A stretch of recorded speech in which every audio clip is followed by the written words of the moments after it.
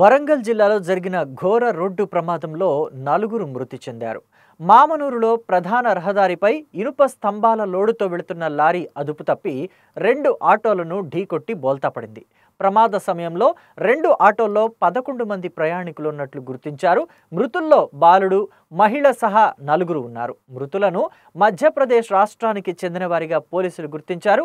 స్థానికుల సమాచారంతో ఘటనా స్థలికి చేరుకున్న పోలీసులు కేసు నమోదు చేసి దర్యాప్తు చేపట్టారు.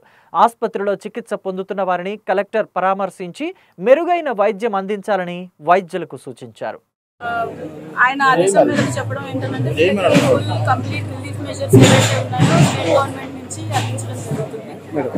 చనిపోయిన వాళ్ళని వెనక్కి తీసుకురాలేము. నలుగురు చనిపోయినారని చెప్తున్నారండి. అందులో ఈ కుటుంబంలో ఉన్న వాళ్ళు 2 పిల్లలు, పెద్దవాళ్ళు, ఒకళ్ళు అని అన్నారు. ఇంకొకళ్ళు ఎవరో మనకు తెలియదు. మనం వెళ్తే తెలుస్తుంది. గాయపడిన వాళ్ళు ఒక ఆటో, ఆ నడిపిన అతను లారీ. సో 2 కంటైనర్ ఏదైతే ఉందో అతను తాగి ఇది మేము ఇప్పుడు ప్రైమా ఫేసి నేషనల్ హైవే వాళ్ళని కూడా పిలిచాము. ఇది ఎందుకంటే ఇంతకు ముందు స్పాట్ ని మనం ఐడెంటిఫై చేసాము, ఇది బ్లాక్ స్పాట్ అని.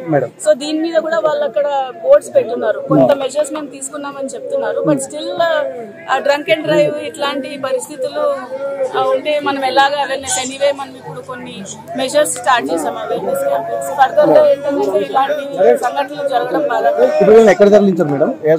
ఎంజీఎం హాస్పిటల్లో ఉన్నారు. ఎంజీఎం సూపరింటెండెంట్ గారికి మేము మాట్లాడాము. ఇక్కడ డిఎంహెచ్ఓ గారు కూడా ఉన్నారు. సో 108 వెహికల్స్ అన్ని అరేంజ్ చేశాము. సో క్విక్ గా మెజర్స్ తీసుకునే దానికైతే యాక్షన్ తీసుకున్నాం.